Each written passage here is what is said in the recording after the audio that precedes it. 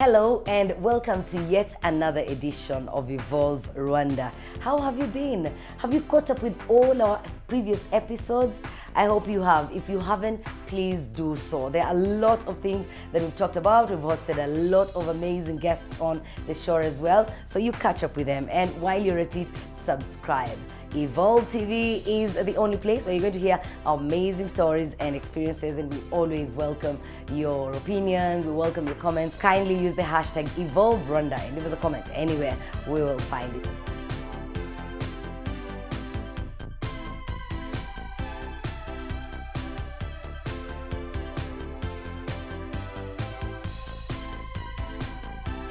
My name is Jackie, and today I'm excited about the topic that we're going to tackle. It's about introducing your child to the idea of a supreme being. You know, you could call him Allah, another one will call him God, another one could call him Rabbi, Messiah, whatever it is that you consider in your family as a supreme being. So you go to church, you go to the temple, you go to the mosque, or any other place where you worship from. How do you start that exercise with your child? How did I even come to think of this? The other day I was talking to a friend of mine and she gave me this very intense story. Like, I wished I was raised in their home, because my home, on the other hand, whereas parents would go to church, for the rest of us, it was not that serious. So this friend of mine tells me, at a very young age, they would get introduced to church. Like, church was a must. Sundays, there was nothing else to be done apart from visiting, from going to church, and then later on probably visiting the pastor or visiting another family in the neighborhood. But all that comes after church. And listening to her story, I could tell it was deliberate. Going to church was quite deliberate. Praying as a family was deliberate and very intentional. So I fast forward. I also had a part where I would go to church. But do you know what would take me to church at a very young age?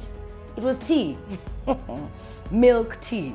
Because there was a time we didn't have milk tea in my household. Then I discovered a church in the neighborhood that served milk tea and biscuits. And oh my goodness. So, just like my friend, I would also frequent church. But I will not lie to you. I would not hear the sermon. There's no hymn I would even sing. Every single minute, my mind would be on the tea and biscuits that we are served after the service. So you can see two young people, or rather children, being introduced to church, but for what? For two different reasons. One of them is going because there's biscuits and tea. Another one is going because the parents are saying, this is the way that you are going to follow. This is the path that you will follow. This is how you're going to grow up. Today, when I see my mother wake up my nephew to go to church, I look at her and I'm like, why are you sending him to church? And she gives me no reason, like a very convincing reason. She'll say, I just need him to go to church. I turn to the nephew and ask, do you want to go to church? He says, no, I go because mommy forces me to go to church. How is it in your household? On Sunday, Saturday, do the children wake up and they're excited about the idea of going to pray? Even if it's a Friday, do they get excited about going there, or are they going only to please you? Because this could have two different impacts. If this child goes to church on their own accord, and because you have talked to them about the values of going to church, you have found time and read the Bible or the Quran for them, you've talked to them about the whole idea of worshiping a supreme being, you know, somebody that we do not see but we have faith in, that we serve. If you have talked to them and this is in their head, like they know the reason we go to church is this, the reason we read the Bible is this, they will grow up with that.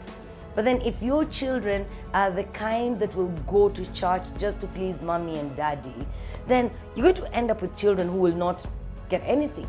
They'll not get any value out of it. They will not grow up worshiping and praising and praying, because as soon as they leave your house and there's no one to wake them up, then they're on their own and there's no need for them to pray.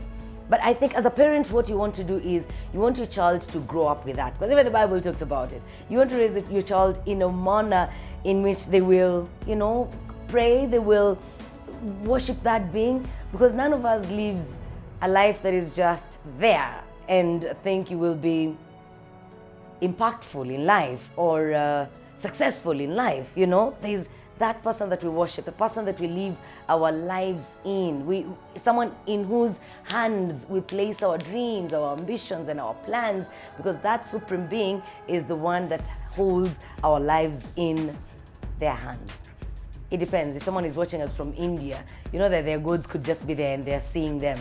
But for Christians, I am a Christian. For Christians, you know where our God resides. Then a Muslim knows where Allah resides. So your child needs to be raised in a way that they can speak for themselves. They can speak for the love of God, the Creator, for themselves. Let them not do it when their parents are there.